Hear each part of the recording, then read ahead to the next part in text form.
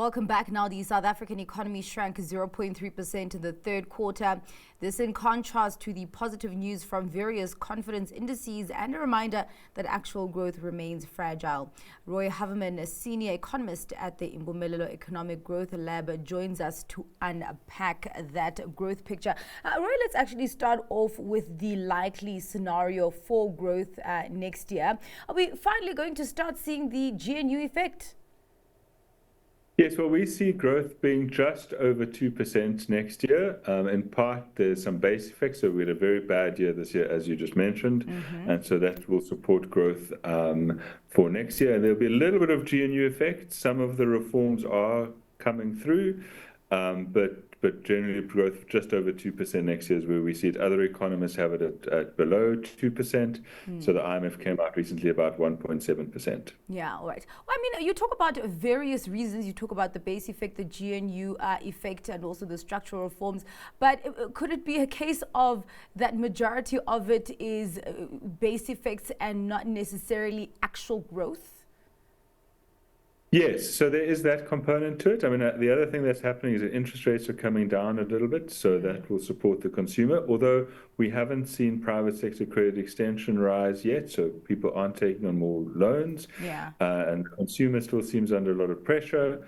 So there's a very mixed picture. We still see growth as being quite stuck in under around 2% at the moment. Well, in your article on a Business Day, you talk about a camel hump situation at some point. What would that mean? So that means that growth would rise next year, partly because of these base effects and some of the cyclical factors, so these short-term factors that are coming out mainly as a result of the interest rate cuts, and then for growth to go back to under 2%, because the structural reforms, if they don't happen quickly enough, they'll disappear. So you get this little hump that happens to growth, which we call the camel hump effect. Well, let's actually talk about the reforms and obviously Operation Vulindlela. Do you think that it goes far enough in actually clearing the path for sustainable economic growth or not? I think the ideas are definitely spot on. So they're the right ideas and the right set of reforms. So as we've argued, is if you can get all those reforms done, then growth will rise to over 3%. The question is, will those reforms take place, and how quickly can they take place, and to what extent can the GNU actually accelerate the reform program? If that happens, then growth could easily go over 3%. And I think most of them are on track. It's just about keeping them online and making sure that they deliver. There will be some delays, I think, as the GNU is still finding its feet as G20 next year. But we do see those reforms starting to feed through into the numbers in about 2 years' time. Well, there's a narrative of that they are going slowly, those reforms, and you talk about the fact that we could find ourselves, with delays on that front. Is it a case of slow implementation or a case of maybe unclear action points? What exactly is it that really keeps a lid or could keep a lid on sustainable growth on that front? I think it's definitely slow implementation. So we've seen, for example, one of the classic ones is the port concessions, which is to allow better operations of our ports. As we all know, goods get stuck in the ports. They take a very long time to get out of the ports, and it's very slow there. And so that is certainly one of the things that needs to be accelerated.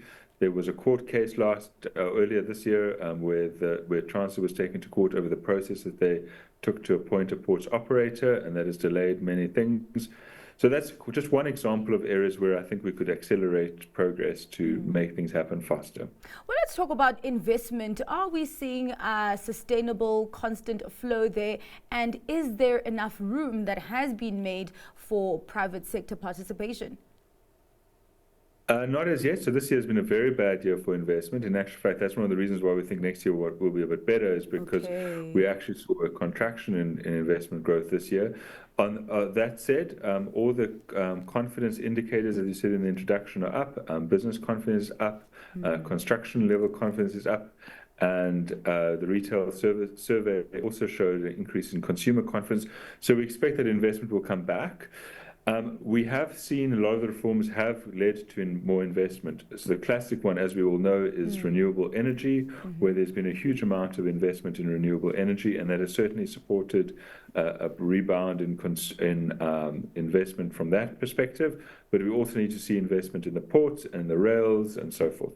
Well, I mean, for the longest time, load shedding was seen as the main Achilles heel to South Africa's growth picture.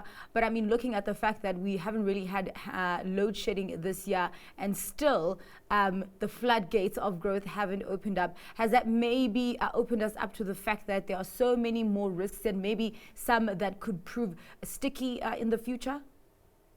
Yeah, I think a lot of people aren't sure that load shedding will disappear entirely. I mean, there was a report out actually, I think earlier this week, by a set of consultants that said that load shedding might come back next year. We need to see a durable, like long-term expected removal of load shedding. And that means more reforms need to happen on electricity. Eskom needs to be finally and fully unbundled. We need to have a proper process of appointing new operators for transmission, for example, not new operators, but bring in transmission lines. We need to see ongoing investment in renewable energy generation at the generation side. All those things need to happen so we get a durable lifting of the load shedding constraint. But electricity is, as we're seeing, not enough. We also need to be able to get our goods out of the ports.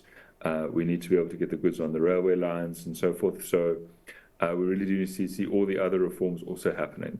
Yeah, well, here's to next year, and hopefully for us starting to see some significant movements there in terms of breaking the lid that has kept gains limited in our economic growth picture.